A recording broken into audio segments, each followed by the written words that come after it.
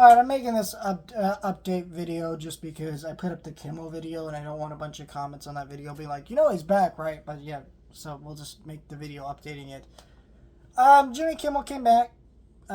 Basically, Disney lost so much money that they literally were in a situation where they did have to bring him back. Here's what I will say, though. There are still a lot of unanswered questions about this. I don't think I'll do another video about it unless there's some really big update. But essentially, when you're talking like we're bleeding millions of dollars, like I think it was estimated that they're going to lose like $4 billion in this quarter if things kept going the way they did because of all the Disney Plus subscriptions. And I will say, if you took a stand and you canceled your Disney Plus subscription, you're like, now I can resubscribe. I did not cancel mine. I already mentioned that in the other video. Don't resubscribe just yet. And I say that because you don't know how this is going to go. Where, yeah, he's coming back tomorrow. But do you know what he's going to say tomorrow? Because what I've heard in the rumor mill is this guy is like, hey, I employ over 200 people. And by you taking my show off the air, you're not just hurting me, you're hurting other people. And that is actually a good response. So, but what that does draw into question is Kimmel agreeing to come back, not for his own benefit, but for their benefit. And if he's agreeing to come back for all these people he employs, does that mean he will agree to censor himself? I think he might. And if he comes out and apologizes, that's pretty shitty on Kimmel's end.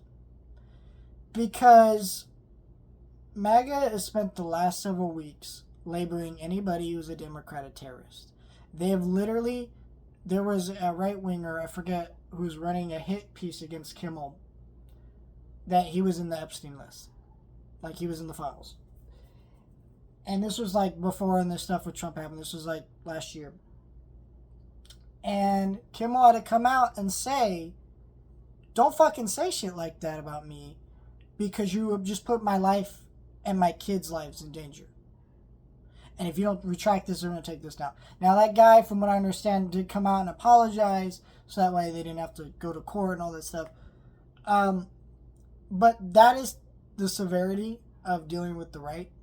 And so I understand why you'd be tempted to apologize because they're upset about something on some degree they have a right to be upset about, that a person died.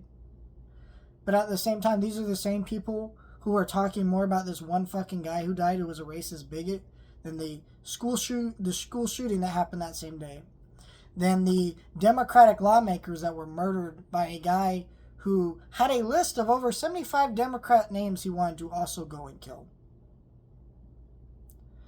These people are not serious people, and I am not saying that you shouldn't try to reach them with a level of empathy because they are people, but I also don't think you should apologize for what you said because what you said was not technically inaccurate. From what we know about this killer, he probably was MAGA.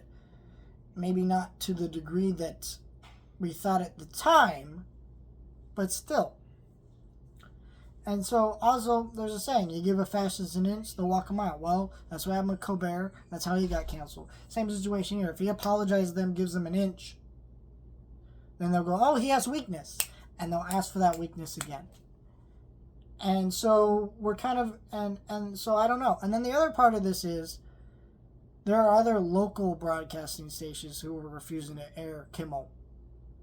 Not just the FCC, demanding that they get removed. So when he goes back on air, is he going to be airing everywhere? We don't know. I suspect yes, because at the end of the day, any of those places that don't will be in for a rude awakening.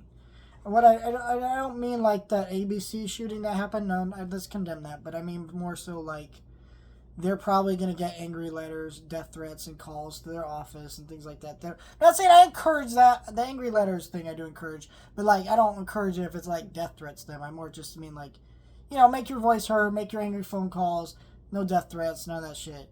But, like, make your voice heard any way you can. But I'm just saying, like, this is an awkward situation that they've created from themselves by pandering to a racist piece of shit in the White House who believes that, like, you shouldn't have any dissenting voice. He literally said, point blank, they're not allowed to talk crap about me.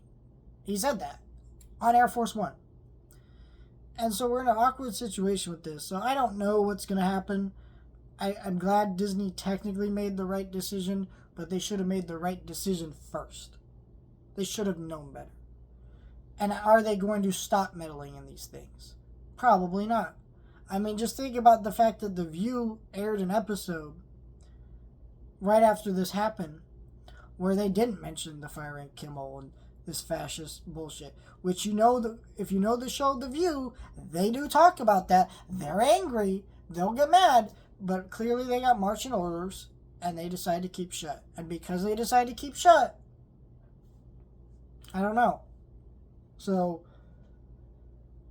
very upsetting situation that somewhat has a positive resolution. There's still more to be done here. That's why I say don't renew your Disney Plus subscription yet, because you don't know if it's actually going to work out. I mean, for all we know, tomorrow Disney could put out a statement changing their mind. Now, would they? I don't think so, but it is a possibility. We need to take every precaution here. You know, this is a good day for the First Amendment, but there's still thousands other ways currently that this administration is getting rid of the First Amendment, unfortunately. So, yikes.